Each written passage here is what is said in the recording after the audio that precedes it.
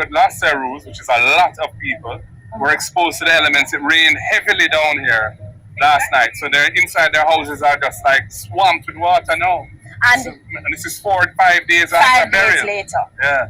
And what we are seeing is the flyover. We see a lot of flyovers, and we've been hearing that a lot of things are being circulated on social media. But what we're not feeling is that we're not feeling the presence and the need for urgent action on the ground.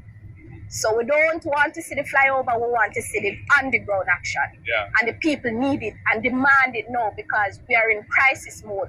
We don't want to hear the social media, we want to hear right now what is happening for the people. The people need help. You get the sense that they are mobilizing, they're cleaning their roadways, you know, they have started to nail on back their sheets of zinc and they're taking action. And I think that has to be the spirit.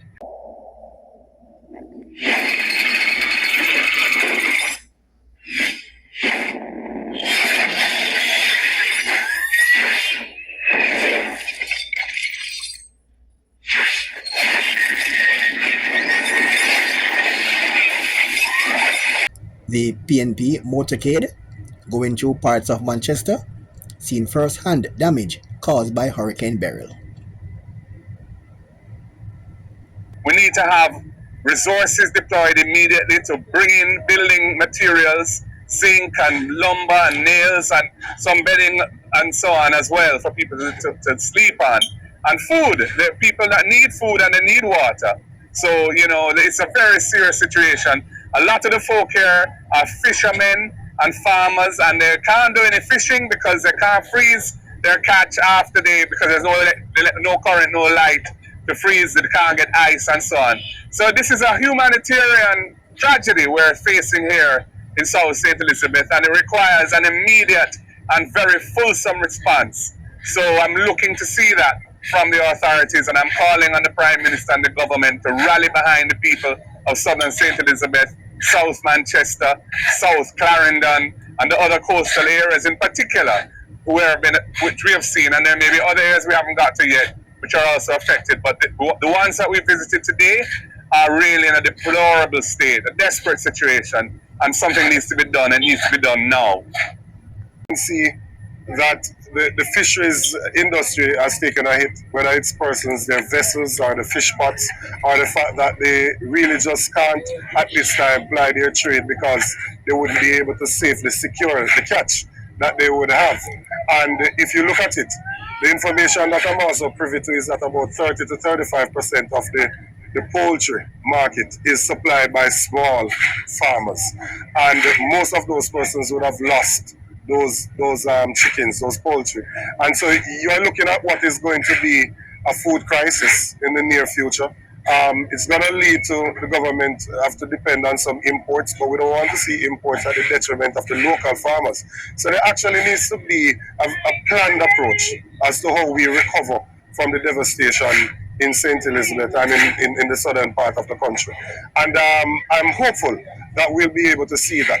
I want to also commend the residents because most of what I have seen thus far in clearing the roads, ensuring that even if it's single lane traffic, it seems as if majority of it has been done by the residents and not actually by anybody that is in authority, not the council, not the NW or anything like that. It seems as it's just the indomitable spirit of the Jamaicans coming to the fore to rally around each other. And, you know, we really want to ensure that we can support these persons as much as possible. I know some persons will think that we are being critical. We're not. We're simply asking for a planned approach to take place. And those who are outside and not seeing the devastation themselves, they may not be able to fully appreciate the concerns that we have because they're not seeing the devastation firsthand. But I'm really concerned about where agriculture is going to be in another couple of weeks. A tour of southwestern St. Elizabeth, myself and the opposition leader, Mark Golding. And there are various communities that are in serious humanitarian crisis.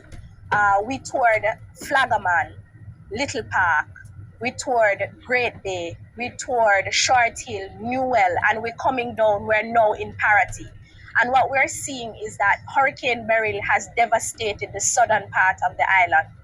And we, the residents, and as candidate caretaker for Southwestern St. Elizabeth, I'm appealing in support with the comrade leader. We're asking for some support in regards to the immediate needs. Immediate needs, these include water. The residents, the communities are in dire need of water. And we're seeing where this is not coming as fast as we need it. There's also a great need for tarpaulins. And we're seeing where there is continuous unstable weather. So if we don't get these assistance immediately, the residents and the various people are going to be in severe, worse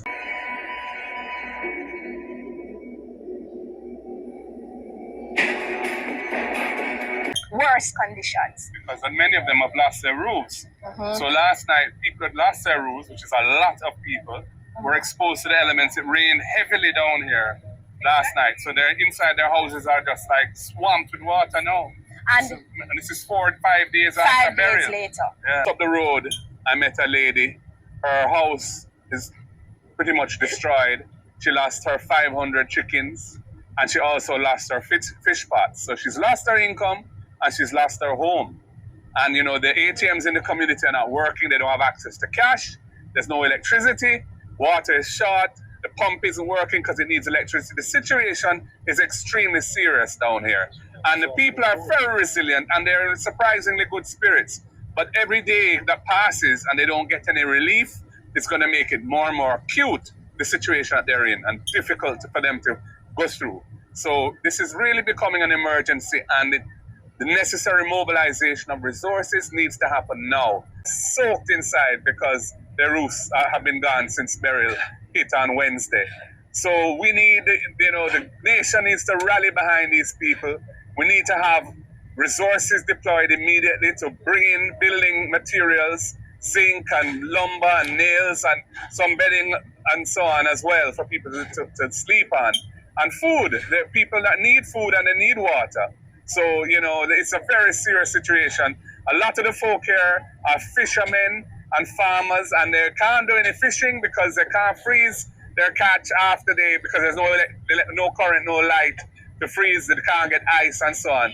So this is a humanitarian tragedy we're facing here in South St. Elizabeth, and it requires an immediate and very fulsome response.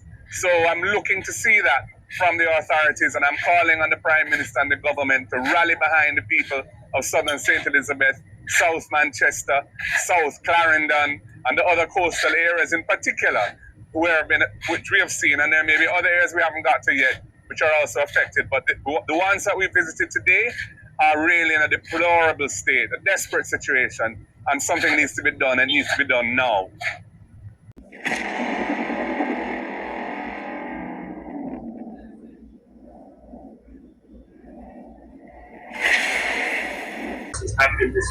Have been dislocated.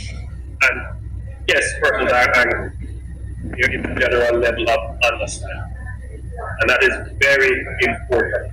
So the general mood and the mental health of the people. And that can only be enhanced and further supported if people feel that they have a responsibility and that people are paying attention to their needs. So as much as possible, I am going to be out in the field, just trying to keep that mood of hope and optimism. The downpours, which has affected electricity supply almost across the entire country. And I, this morning, had a discussion with the chairman of JPS and Minister Vaz, and they have established a task force to look at, if not restoring electricity immediately, but at least clearing the poles that are broken, that are posing damage and limiting access. So that's the first line of attack of labor and social security. We'll be providing small water supply in terms of maybe 5 gallons of water. But we have mobilized the Ministry of Water, particularly through the NWC, to start trucking